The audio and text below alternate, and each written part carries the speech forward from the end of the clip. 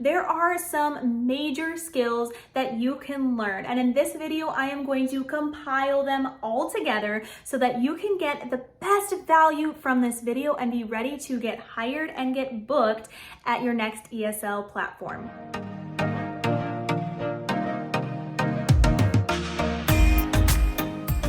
Hello and welcome to my channel. My name is JennaLee, and in my channel I help teachers build a business and brand online. If this is what you want tips, tricks, and advice about each and every week, don't forget to click subscribe and hit that notification bell if you don't want to miss one video. I will repeat that these tips will help you not only get hired with an ESL company, but they will also help you get booked. So make sure that you're watching to the end, where I will be giving you my secret best tip to get bookings at an ESL platform. The first tip is to use TPR, and TPR is total physical response. Total physical response is using nonverbal gestures to symbolize what the word means. For instance, throw, you can do actions like throw or hit, or you can also, when you are speaking, point to your mouth and cup your ear when you want the student to speak. And this simplifies the learning process. You want to try to include this as much as you can in different ways in your lesson,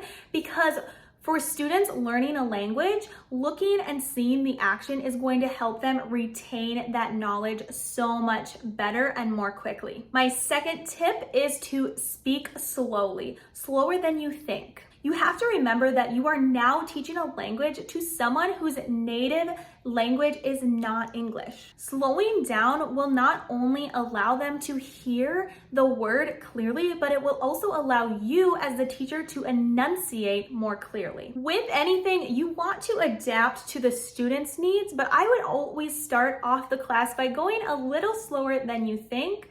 I love to run.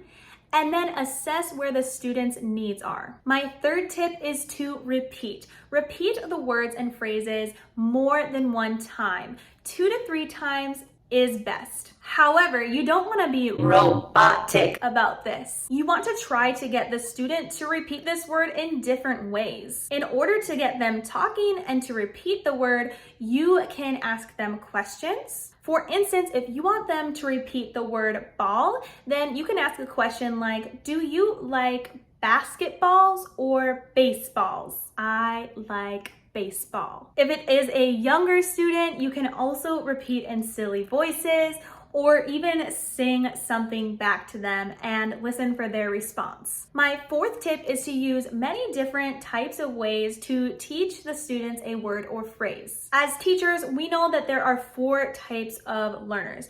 There are visual learners, kinesthetic learners, there are auditory learners, and reading and writing learners. When teaching a student, you want to figure out which one that they are so that you can teach to them in that way more. A visual learner might like you to include a lot of visuals like props or pictures.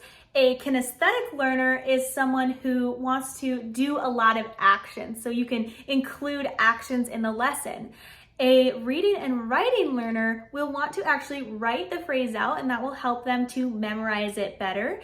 And an auditory learner might like you to say the word in different ways or sing that word to them. My fifth tip is to get to know your students. In order for students to best learn, they need to feel comfortable in their environment and like their teacher truly cares. So you want to build rapport with your students right away, even if it's a new student to you. The best time in an ESL lesson to build rapport is at the very beginning and at the very end. At the beginning, I would spend at least 2 minutes talking with a student about how they are, how their day is, what interests and passions they have, and what hobbies they have. My sixth tip is to reward students based on their age level and also their interests. In order to truly know this with a new student, you can always send a message home to parents in your feedback to the student, asking them about what hobbies and interests that their child likes. This way you can plan accordingly in your lesson the next time and choose rewards based off of what they like. My second advice with this is to use rewards and activities and games in class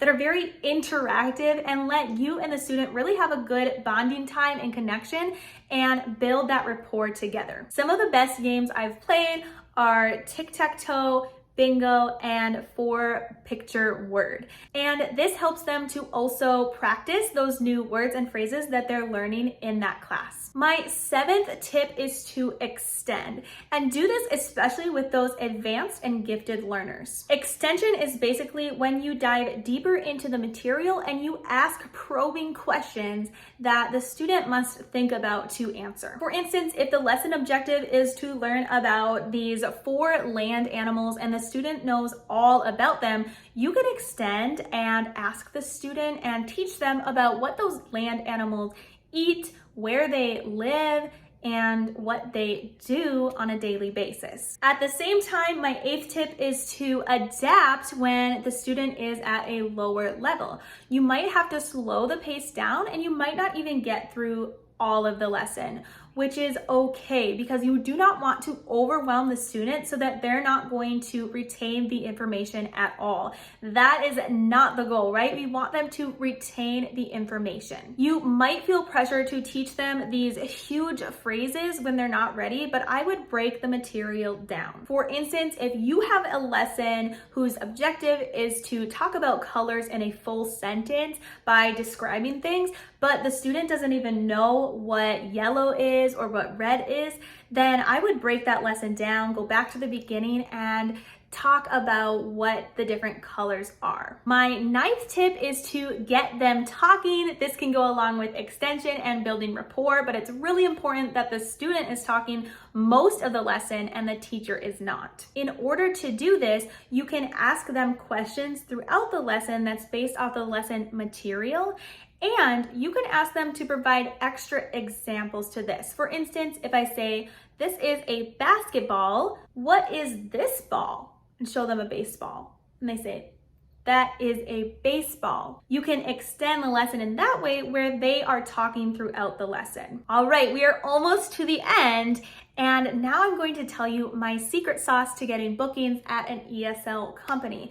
And this is to focus on connection, not bookings. I know it can feel like a lot of pressure to get bookings, especially if you're not getting booked right away, but it's detrimental to focus on the bookings rather than your connections with the students. If you focus on your connections with the students, I promise you will have much more of a chance at getting booked. If you focus on them learning the right skills and in a great environment, then chances are that they are going to tell their friends and the parents are going to tell their friends to book classes with you, and it'll be spread by word of mouth. Now, if you are patient and you are doing this and building the connections and the bookings are just not coming, then it might be time for a change. And thankfully, there are so many other ESL platforms out there and even non-ESL related platforms that you can teach online at. If you are looking for more ESL companies that value teachers and have high pay, then check out this video above where I talk about my top 5 plus 2 additional companies that value teachers and have high pay. Let me know what companies you work for in the comments below, and I will see you in the next video.